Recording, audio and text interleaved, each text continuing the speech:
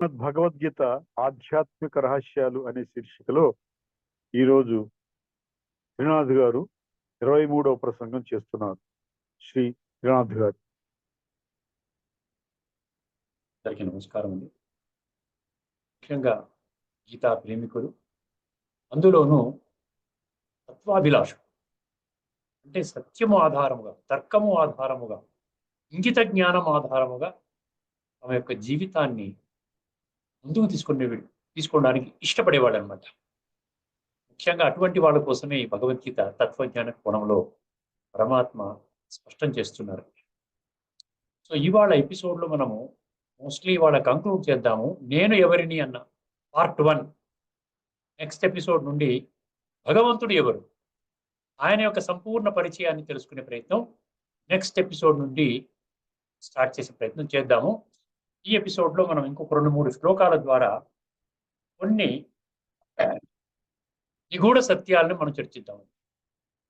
మళ్ళీ ఒకసారి మీకు చిత్రాన్ని మీకు షేర్ చేస్తాను.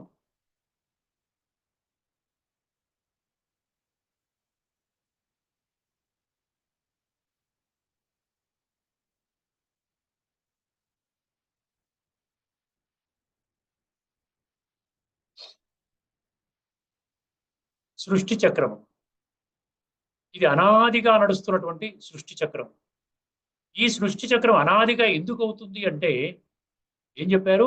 ప్రకృతి, పురుష ఈ రెండు కూడా అనాది. ఆత్మ అవినాశి, అనాది. శరీరం వినాశి అయినా అనాది. శరీరం తీసుకుంటాం, విడిచిపెడతాం.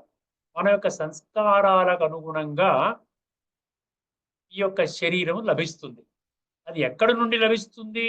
సాత్విక సంస్కారాలు అవుతే సత్యయుగ ఆరంభం నుండి లభిస్తుంది. రాజసికమైనట్లయితే సత్య త్రేతాయుగాల్లోకి రారు, ద్వాపర యుగం నుండి లభిస్తుంది, లేక కలియుగం నుండి లభిస్తుంది. తామసికంగానే శరీరము, తామసిక సంస్కారాలతోనే శరీరాన్ని విడిచిపెట్టినట్లయితే మళ్ళీ కలియుగంలోనే జన్మ తీసుకుంటారు. అంతవరకు వాళ్ళు ఆత్మల లోకము, బ్రహ్మాండ మహాతత్వము, దాని గురించి కూడా మనం చిత్రంతో చర్చించుకుందాము. అక్కడ వాళ్ళు పార్క్ చేయబడతారు. ఎందుకంటే వాళ్ళకి మ్యాచింగ్ శరీరం లేదు కదా, సంస్కార పరివర్తన చేసుకోలేదు కదా. అందుకనే ఇప్పుడు ఈ చక్రం గురించి వర్ణించినటువంటి శ్లోకం, ఒక శ్లోకాన్ని మీ ముందు ఉంచడం జరుగుతుంది. శ్రద్ధ వహించండి. భగవంతుడు కేవలం అంటే మన నుండి శ్రద్ధను కోరుకుంటున్నాడు, సత్యాన్వేషణ కోరుకుంటున్నాడు. అసత్యం నుండి అసత్యం నుండి సత్యములోకి వచ్చే ఆ యొక్క మార్గం భగవంతుడు తెలియజేస్తున్నప్పుడు ఆ సత్యమైన మార్గంలో ప్రయాణించడానికి ఇష్టపడే తన పిల్లల్ని అటువంటి వాళ్ళని కోరుకుంటున్నాడు. అందుకనే మనం 3వ అధ్యాయం మనం ఏంటంటే బృహదారణ్యకోపనిషత్తు మనం చెప్పుకున్నాం. ఇది చాలా ముఖ్యమైనటువంటి విషయం. అసతోమా అసద్గమయ అంటే నేను సత్య మార్గములో ప్రయాణిస్తున్నాను తండ్రి, నన్ను సత్య మార్గములో తీసుకొని వెళ్ళు. అజ్ఞాన అంధకారములో ప్రయాణం చేస్తున్నాను, నీ జ్ఞానం అనేటువంటి ప్రకాశము ద్వారా నాలో ఉన్న అజ్ఞానాన్ని తొలగించు. అదేవిధంగా ఈ వినాశీ శరీరములోని అవినాశీ తత్వాన్ని నాకు స్పష్టంగా బోధించు. అదే ఈ 3 ప్రశ్నలకు సమాధానమే మనం ఇప్పటి వరకు 22 ఎపిసోడ్స్లో చర్చించుకున్న ఏంటంటే నేను ఒక ఆత్మస్వరూపాన్ని, అవినాశి చైతన్య శక్తిని, ఈ శరీరం యొక్క, ఈ వినాశీ శరీరం యొక్క యజమానిని. ఇదే అనమాట ఆ మూడు ప్రశ్నలకి సమాధానం అనమాట. భక్తులు అడుగుతున్న ప్రశ్నలకి ఇప్పటి వరకు మనం పొందలేదు. ఇది తత్వజ్ఞాన కోణములో మనకు అర్థమైంది. ఈ నేను ఆత్మని, ఈ శరీరము నాది అన్నది సత్యము, నేను దేహము అన్న భావనలో జీవించడం అసత్యము. అదేవిధంగా నేను దేహం అన్న భావనలో జీవించడము అజ్ఞాన అంధకారము. నేను ఆత్మని, ఈ శరీరము నాది, అదే ఏమంటారు? జ్ఞానము అన్నమాట. అజ్ఞాన అంధకారం నుండి జ్ఞాన ప్రకాశం. అదే విధముగా ఈ మృత శరీరము, ఈ వినాశీ శరీరము, ఈ చర్మము, ఎముకలు, మాంసము, రక్తముతో కూడుకున్న వినాశీ శరీరాన్ని, ఈ శరీరములో అవినాశి చైతన్య శక్తి ఆత్మస్వరూపాన్ని అర్థము చేసుకోవడమే అనమాట మృత్యోర్మ అమృతంగమయ. ఇప్పుడు 3వ అధ్యాయంలోని 16వ శ్లోకాన్ని కాస్త తిలకించండి. 3వ అధ్యాయంలోని 16వ శ్లోకము. ఏవం పరంపరా ఏమం ఏవం ఏమం ప్రాప్త ఇక్కడ ఏంటంటే ఏవం ప్రవర్తితం చక్రం 3వ అధ్యాయంలో 16వ శ్లోకంలో చక్రం అనే పదం ఉంటుందండి. ఏవం ప్రవర్తితం చక్రం నానువర్తయతీహ యగ. ఏవం ప్రవర్తితం చక్రం నానువర్తయ ఇహ ఇహ అఘాయురింద్రియారామో మోఘం పార్థ సజీవతి. చక్కగా చెప్పండి. ఎవరైతే కాలానుగుణంగా మనం కూడా మారాలండి. ఎప్పుడు ఒకటేలాగా తాను పట్టిన కుందేటికి మూడే కాడులా పట్టు కూర్చోకూడదు. నేను నమ్ముకున్న సిద్ధాంతమే గొప్ప సిద్ధాంతము, నాకెవరో గురువు గారు ఒక మంత్రం ఇచ్చారు, అదే చాలా గొప్పది. ఈ విధంగా ఇదేంటంటే మెట్ట వేదాంతం అనుకోండి. దీనికి ఒక సైన్స్ గా మీరు భావించినట్లయితే అది ఏ సైన్స్ కానీ లాజిక్ కానీ ట్రూత్ కానీ నిలబడదు. అందుకని మనం బుద్ధి ఉన్న మనుషులము కాబట్టి మనం ఏం చేయాలి? భగవంతుడు చెప్పినటువంటి మాటలు హయ్యెస్ట్ జ్ఞానం అన్నమాట. అందుకనే ప్రతి ప్రశ్నకు సమాధానం దొరుకుతుంది అక్కడ. ఏమంటున్నాడు? ఏవం ప్రవర్తితం చక్రం నా అనువర్తయ ఇహ ఇహ అన్నాడు. ఇహ అంటే ఇప్పుడు ఈ ప్రపంచం ఇక్కడ ఈ సమయములో ఎవరైతే కాలానుగుణముగా కాలానుగుణముగా అంటే ఈ చక్రం ఏ విధంగా అయితే తిరుగుతుందో దానికి అనుగుణంగా తమ యొక్క జీవితాన్ని పరివర్తన చేసుకోరో ఏమిటండి అటువంటి వాళ్ళు ఏం చేస్తున్నారు? మామూలుగా ఏం చేస్తారు చెప్పండి? ఇంద్రియాలకు బానిస అయిపోయారు. ఇంద్రియ సుఖాలనే కోరుకుంటూ అదే జీవిత యొక్క లక్ష్యము లేక గమ్యం అనుకుని ఆ ఇంద్రియ సుఖ భోగాలలోనే మునిగి తేలుతున్నారు. అటువంటి వాళ్ళ జీవితము వ్యర్థము అంటున్నారు. వాళ్ళ జీవితాన్ని వాళ్ళే వ్యర్థము చేసుకుంటున్నారు. మనం గత ఎపిసోడ్ లో చర్చించుకున్నాము కాలచక్రంలో. ఇప్పుడు ఉన్నటువంటి జన్మ ఆఖరి జన్మ 7వ అధ్యాయం 19వ శ్లోకము. బహూనాం జన్మనాం అంతే జ్ఞానవాన్ మాం ప్రపద్యతే వాసుదేవం సర్వమితి స మహాత్మా సుదుర్లభ. అటువంటి మహానుభావుడు దుర్లభంగా అంటే అతి కష్టంగా దొరుకుతాడంటే భగవంతుడికి ఎంతో విధంగా ప్రయత్నం చేస్తున్నాడు. చూసారా ఎన్ని కోణాలలో మనకి జ్ఞానం చెప్తున్నాడు ఒక్కసారి గమనించండి. ఇప్పుడు 3వ అధ్యాయం 16వ శ్లోకంలో ఇక్కడ గీతా పుస్తకంలో ఏమి ఇచ్చాడో దాని అర్థం ఒక్కసారి మీ ముందు ఉంచుతాను. ఏవం ప్రవర్తితం చక్రం 3వ అధ్యాయం 16వ శ్లోకం. ఓ అర్జున, అర్జున అంటే మనమేనండి, ఎవరు అర్జునుడు అంటే ఇంకెవరు లేరు. ఆధ్యాత్మిక దృష్టికోణంలో జ్ఞానాన్ని ఆర్జన చేసి తమ యొక్క జీవితాన్ని ఆ జ్ఞానం ఆధారంగా పరివర్తన చేసుకునే ప్రతి ఒక్క మనిషి అర్జునుడు. ఓ అర్జున, ఇట్లు పరంపరాగతముగా, పరంపర అంటే ఇటర్నల్ ఇన్ఫినిట్ అన్నమాట, పెరుగుతూనే ఉంటుంది. అది ఎప్పుడు ఆరంభమైంది ఎప్పుడు ఎండ్ అవుతుంది? ప్రతి కల్పము అంటే సత్యయుగంతో ఆరంభం అవుతుంది, కలియుగంతో ఎండ్ అవుతుంది. ఇది ఒక కల్పం. దీని గురించి కూడా విశేషంగా మరొక ఎపిసోడ్ లో డీటెయిల్ గా చర్చించుకుంటాం. ఇట్లు పరంపరాగతముగా కొనసాగుచున్న సృష్టి చక్రమునకు అనుకూలముగా, సృష్టి చక్రముకు అనుకూలముగా ప్రవర్తింపని వాడు అనగా తన కర్తవ్యములను పాటింపక ఇంద్రియ సుఖలోలుడైన వాడు పాపి అన్నాడు. అఘా అన్నాడు కదా, అఘాయురింద్రియారామ. ఇంద్రియముల ద్వారా ఆరామం అనమాట. అంటే ఇంద్రియము ద్వారా ఆ యొక్క సుఖము ఆ ఆనందము భోగించేటువంటి అక్కడేమో అఘ అంటే పాపం అండి. వాడి జీవితం వాడు మహాపాపి, అట్టివాని యొక్క జీవితము వ్యర్థము. మీరు చదువుకోవచ్చు, ఇది గీతా ప్రెస్ వాళ్ళ పుస్తకం. అట్టివాని జీవితం వ్యర్థం.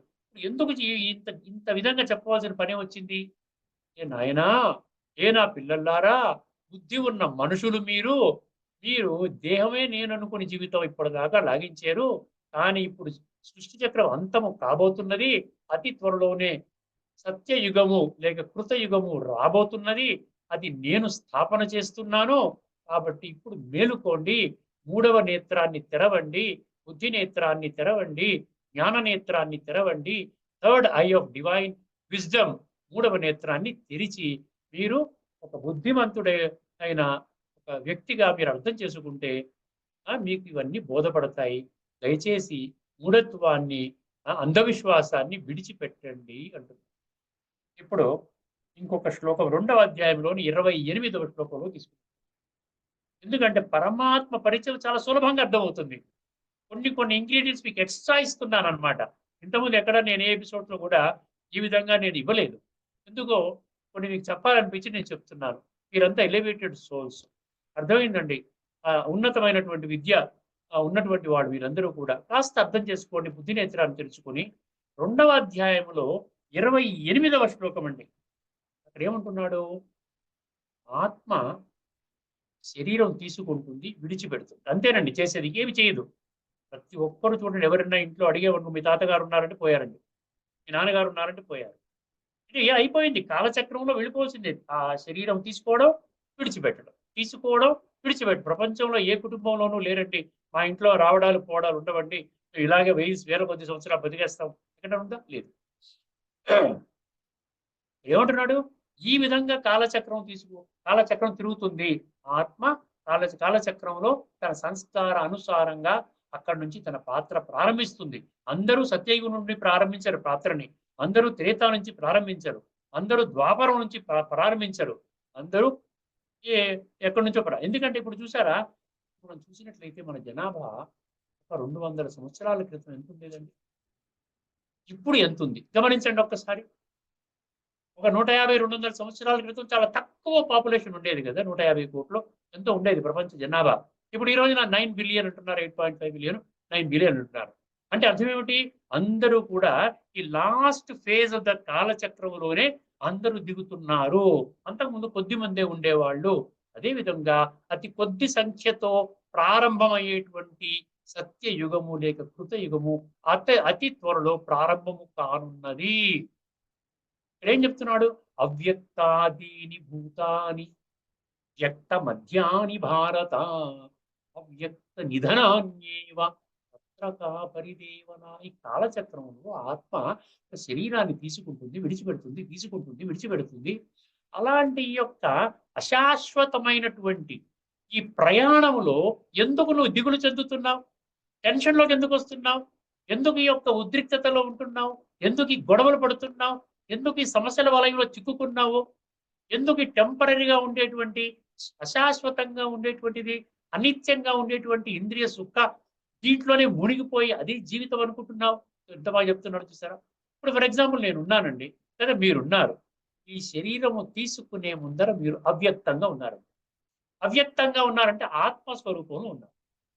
తర్వాత ఇప్పుడు వ్యక్తంలోకి వచ్చారు, ఇది వ్యక్తం అన్నమాట. అది అవ్యక్తం అంటే ఆత్మస్వరూపం. తర్వాత ఈ శరీరాన్ని విడిచిపెట్టిన తర్వాత కొన్ని గడియలు మళ్ళీ అవ్యక్తంలో ఉంటారు. మళ్ళీ శరీరం దొరికేంత వరకు అవ్యక్తంలో ఉంటారు కొన్ని గడియలు. అంటే ఏంటి? ఈ శరీరం తీసుకునే ముందు అవ్యక్తము, ఇప్పుడు మాత్రం వ్యక్తము, ఈ శరీరాన్ని విడిచిపెట్టిన తర్వాత కూడా అవ్యక్తము. ఇప్పుడు ఈ శ్లోకం వినండి, జాగ్రత్తగా వినండి.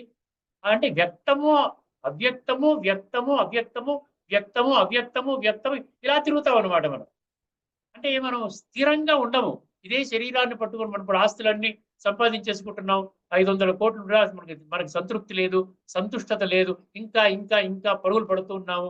అసలు ఆత్మ గురించి జ్ఞానం లేదు, ఆత్మ చాలా పాడైపోయింది అనేటువంటి జ్ఞానం కూడా లేదు.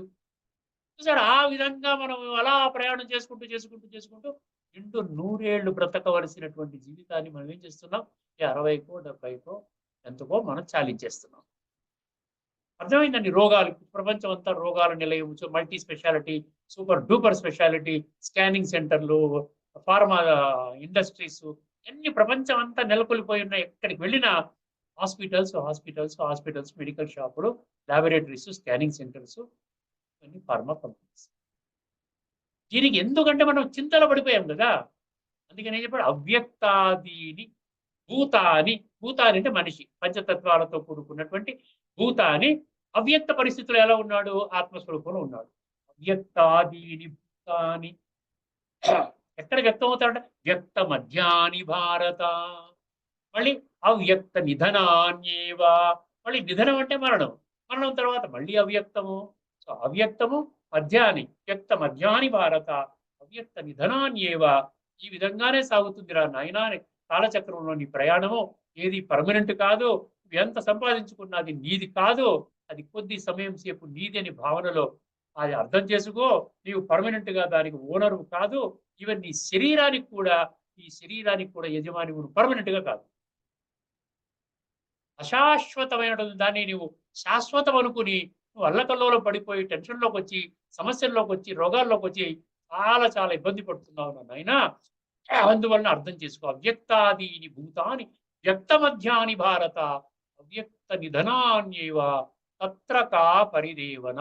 సో ఈ విధంగా నువ్వు శరీరం మార్చుకుంటూ ఆ విధంగా వ్యక్తంలోకి వస్తావు, మళ్ళీ శరీరాన్ని విడిచిపెట్టి అవ్యక్తంలోకి వెళతావు. అందువలన నీవు బాధపడవలసిన పని లేదు, దుఃఖపడవలసిన పని లేదు ఓ అర్జున అన్నాడు. ఎంత చక్కగా అంటే ఇక్కడ వ్యక్త అవ్యక్త ఎందుకు నేను తీసుకున్నాను ఈ శ్లోకాన్ని? ఆత్మ శరీరము, ప్రకృతి పురుష, లేదంటే వినాశి దేహము, అవినాశి ఆత్మ. సో ఇంపార్టెన్స్ ఇవ్వాల్సింది ఏంటి? అవ్యక్తమైనటువంటి అవినాశి ఆత్మకే మనం ఇంపార్టెన్స్ ఇవ్వాలి. ఇప్పుడు ఇంకొక శ్లోకాన్ని తీసుకుంటాను. మనం మామూలుగా కొంతమంది ప్రశ్నలు వేస్తారు, మీకు కూడా సంకల్పం వస్తుంది. ఏమంటారు మీరు? ఏమండి ఆత్మజ్ఞానాన్ని ఇప్పటి వరకు ఎవరు చెప్పలేదు, ఒక బ్రహ్మకుమారి చెప్తున్నారండి ఇది. ఈ ఆత్మజ్ఞానం ఇంకెక్కడ ఎందుకు చెప్పలేదు? పెద్ద పెద్ద అతిరథ మహారథులు, ప్రవచనకారులు ఉన్నారు కదా, విశిష్టమైనటువంటి స్వాములు, సంతులు, గురువులు, ఋషులు, మునులు ఉన్నారు కదా. ఏ శాస్త్రంలో లేనటువంటి విషయాన్ని బ్రహ్మకుమారీస్ వారు ఈ ఆత్మజ్ఞానాన్ని ముందుకు తీసుకుని వస్తున్నారు. భగవద్గీతని తత్వజ్ఞాన కోణంలో ఇప్పటి వరకు ఎవరు చెప్పలేదు కదా. ఇది ఒక ఆధ్యాత్మిక గ్రంథం అని చెప్పి బ్రహ్మకుమారీస్ వాళ్ళు తీసుకొని వస్తున్నారు. ఎక్కడైనా దీని యొక్క రెఫరెన్స్ భగవద్గీతలో ఉన్నదా? దానికి సమాధానం ఏంటండి, మీకు ఇంకొక శ్లోకము 13వ అధ్యాయంలోని 4వ శ్లోకం తిరగేయండి. 13వ అధ్యాయం అంటే క్షేత్రజ్ఞ విభాగ యోగము 4వ శ్లోకము. చాలా చక్కగా ఆయన శాస్త్రాల్లో ఉన్నది కూడా ఇదే విషయము, కానీ శ్రీమద్ భగవద్గీతని అదొక ఆధ్యాత్మిక జ్ఞాన గ్రంథము అని అర్థం చేసుకోవడానికి వాళ్ళకి అర్థం కాకపోవటం వలన దాన్ని విస్మరించిన కారణముగా ఇది కేవలము ద్వాపర యుగంలో ఉన్న అర్జునుడికి మాత్రమే సంబంధించింది అని భావించడం కారణంగా ఇది కురుక్షేత్ర యుద్ధ మైదానంలో కౌరవులు పాండవుల మధ్య యుద్ధము జరుగుతున్నప్పుడు ఆయన యుద్ధము చేయను అని మారాము చేసి అస్త్ర సన్యాసం చేసినప్పుడు భగవంతుడు, పరమాత్ముడు, ఈశ్వరుడు శ్రీకృష్ణుడి యొక్క స్వరూపంలో రథసారథిగా నిలిచి ఆ విధంగా ఒక్క అర్జునుడికి మాత్రమే జ్ఞానం ఇవ్వడం జరిగింది అన్న కంక్లూషన్లోనే ఇవన్నిటిని విస్మరించారు. కానీ భగవద్గీతలో స్పష్టంగా ఏం చెప్తుందంటే ఇది శాస్త్రాల్లో స్పష్టంగా ఖచ్చితంగా ఉన్నది అంటున్నాడు. ఏది? ఆత్మ వేరు, శరీరము వేరు. ఆత్మ అవినాశి, శరీరము వినాశి. ఋషిభిర్ బహుదా గీతం. చాలా జాగ్రత్తగా వినండి. 13వ అధ్యాయంలో 4వ శ్లోకము. ఋషిభిర్ బహుదా గీతం చందోభిర్ ఋషిభిర్ బహుదా గీతం. ఇక్కడ ఋషిభిర్ బహుదా గీతం చందోభిర్ వివిధై పృథక్ బ్రహ్మసూత్ర పదైశ్చైవ హేతుమద్భిర్ వినిశ్చితై. ఇది శ్లోకం అండి, మీరు చదువుకోవచ్చు కూడా. ఋషిభిర్ బహుదా గీతం అంటే ఋషులు మునులు వాళ్ళు కూడా ఆ యొక్క జ్ఞానములో, అంటే స్టార్టింగ్ లో ఉన్న ఋషులు, ఇప్పుడు ఋషులు మునులు మర్చిపోయారు. ద్వాపర యుగం నుండి ఎప్పుడైతే భక్తి ప్రారంభమైందో అప్పుడు అక్కడ ఉన్నటువంటి ఋషులు మునులు ఏం చేశారంటే వాళ్ళ యొక్క గీతాలలో ఒక పాటల రూపంలో, కీర్తన రూపంలో ఆత్మజ్ఞానమే చెప్పడం జరిగింది అంటున్నారు. ఋషిభిర్ బహుదా గీతం చందోభిర్ వివిధై పృథక్. వివిధ చందోభి అంటే అక్కడ వేదాలండి, 4 రకాల వేదాలలో కూడా ఆత్మజ్ఞానమే. ఇప్పటి వరకు మనము వేద మంత్రాలు అని చెప్పి మనం వింటున్నాం, కానీ ఈ 4 వేదాల యొక్క సారాంశాన్ని మనం గమనించగలిగామా? సారాంశాన్ని మనం తీసుకున్నట్లయితే అందులో కూడా ఆత్మజ్ఞానమే ఉన్నది అంటున్నాడు ఈ శ్లోకంలో. చందోభిర్ వివిధై పృథక్ బ్రహ్మసూత్ర పదైశ్చైవ. బ్రహ్మసూత్రాల్లో కూడా ఈ ఆత్మజ్ఞానం ఉందండి. శరీరము వేరు, ఆత్మ వేరు. కామన్ సెన్స్ అనమాట.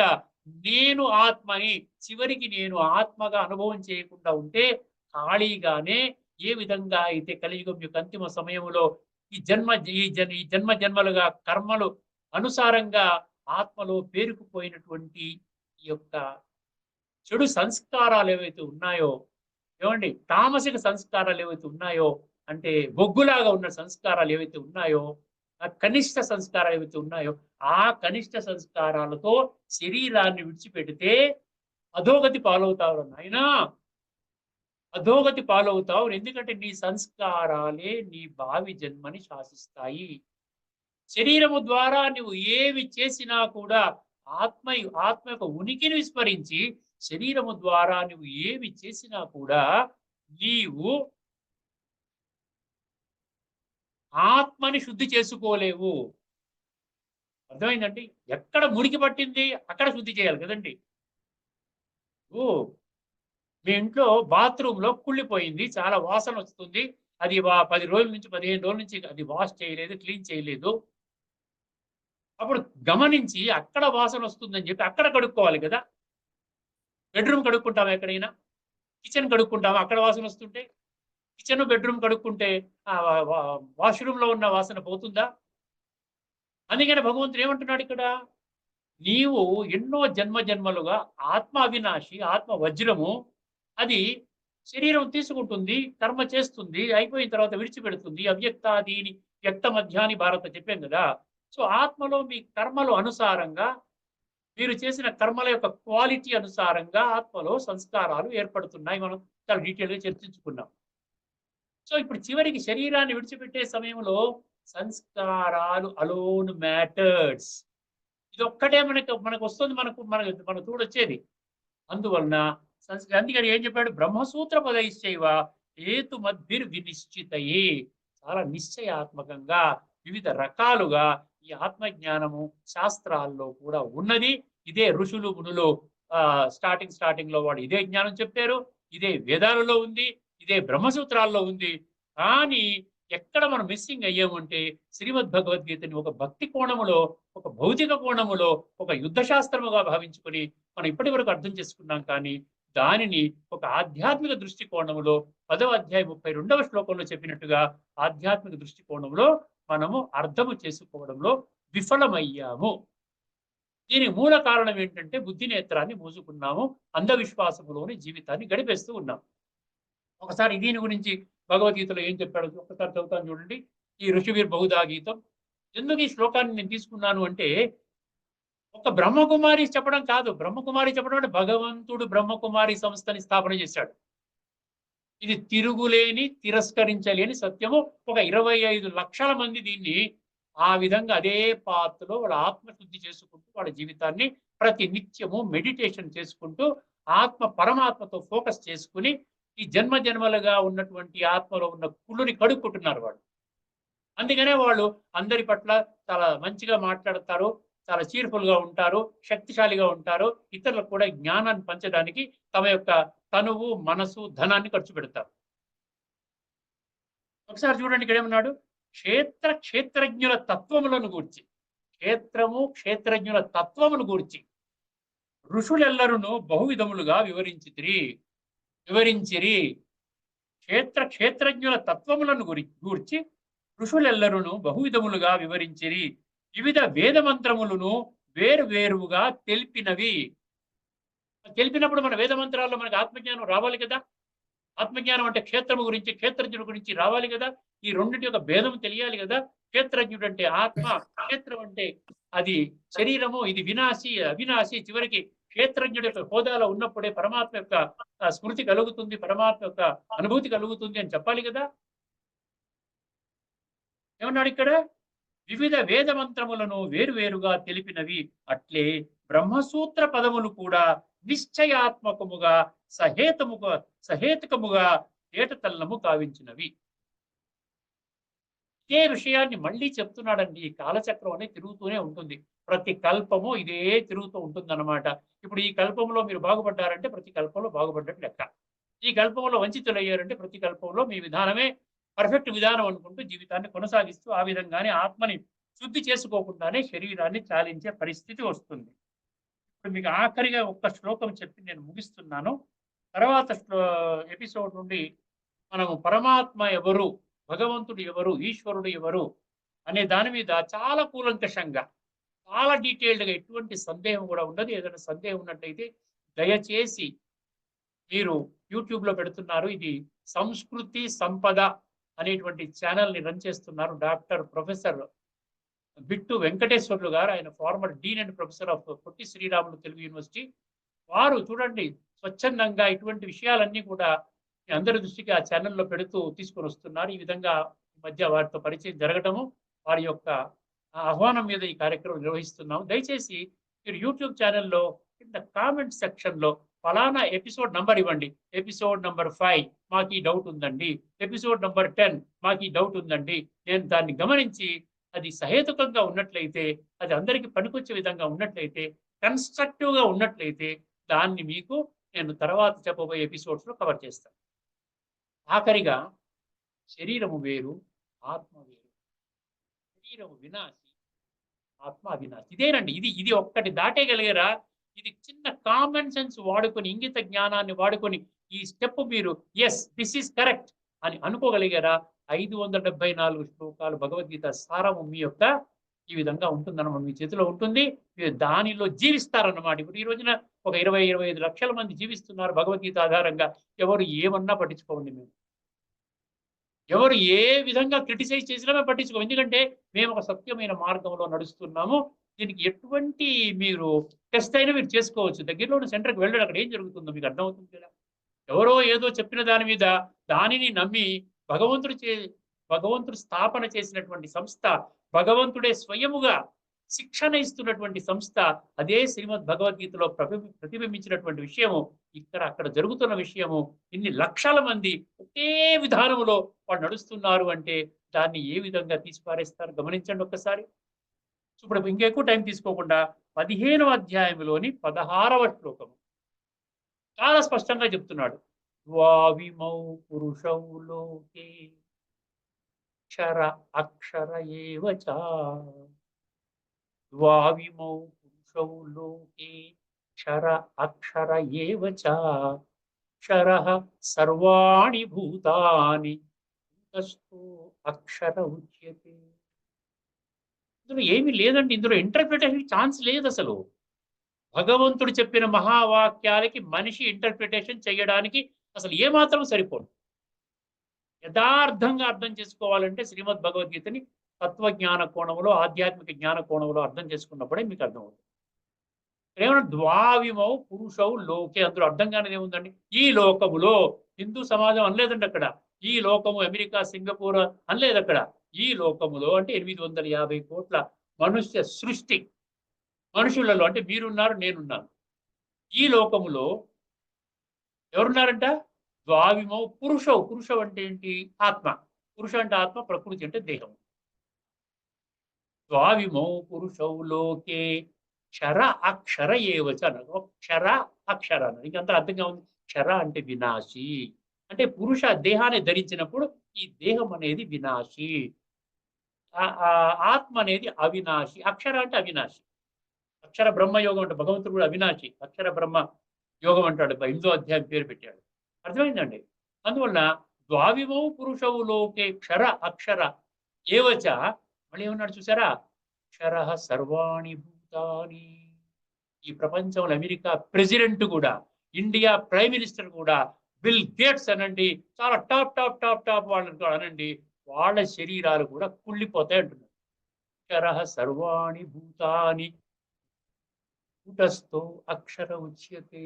కూటస్థో, కూటము అంటే ఆత్మ, అక్షర ఉచ్యతే అని భగవంతుడు ఆ విధంగా ప్రకటించడం జరిగింది.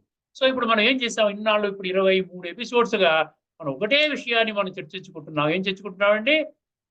మన ఎవరైతే పరమాత్మని పొందాలి అని దృఢ నిశ్చయంతో ఉన్నారో వాళ్ళు తెలుసుకోవాల్సిన ఒకే ఒక్క విషయం ఏంటంటే, నేను ఏదైతే ఉన్నానో ఒక మనిషిని 2 వ్యక్తిత్వంతో కూడి ఉన్నాను. ఒకటి అవినాశి ఆత్మ, 2 వినాశి శరీరము. ఈ అవినాశి ఆత్మ వినాశి శరీరానికి యజమాని. ఈ వినాశి శరీరానికి యజమాని. ఈ యొక్క చూసారా క్షర అక్షర ఏవచ్చ, ఇక్కడ కూడా వచ్చి చూసారా మనిషి మధ్యలో ఋషి ఆ విధంగా ఏమి తినకుండా తపస్సు చేస్తున్నాడు అంటే శరీరాన్ని కుల్లబెట్టుకుంటున్నాడు అనమాట.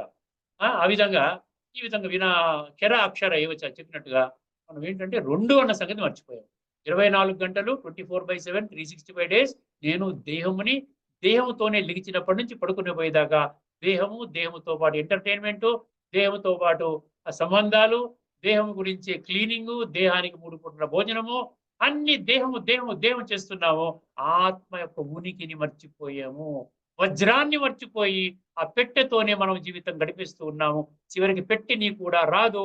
పెట్టి ఈ బంధువులు, మనం చూడం కదా, మన బంధువులు ఈ పెట్టిని తగలబెట్టేస్తారు. అది బూడిదైపోతుంది. వెళ్ళేది ఏమిటి? ఆత్మ వెళుతుంది. అది ఒంటరి ప్రయాణం అవుతుంది. ఈ రోజున మెజారిటీ వాళ్ళు ఒక బంధాలో వెళ్ళిపోతున్నారంటే అదే కరెక్ట్ అనుకుంటున్నాం కానీ భగవంతుడు గీతలో ఏమంటున్నాడు? If every one is going on a wrong path cannot become a right path. Even if very few people are following the right path can never become unrighteous path, wrong path. అర్థమైందండి? So ఈ యొక్క background లో మనము చాలా స్పష్టంగా పరమాత్మ ఎవరు అనే సెకండ్ పార్ట్ మనం తదుపరి ఎపిసోడ్ లో మనం తెలుసుకుందాము. ఇక్కడితో ఈ యొక్క ప్రవచనాన్ని ముగిస్తున్నాను. ఈ యొక్క ప్రసంగాన్ని లోకా సమస్త సుఖినో భవంతు. ఓం శాంతి. శ్రీమద్ భగవద్గీత ఆధ్యాత్మిక రహస్యాలు శీర్షికలో మరీ ముఖ్యంగా ఈ ధారావాహిక ప్రసంగంలో ఆత్మ శరీరం గురించి విశ్లేషణాత్మక ప్రసంగం చేసిన శ్రీ త్రినాథ్ గారిని ధన్యవాదాలు.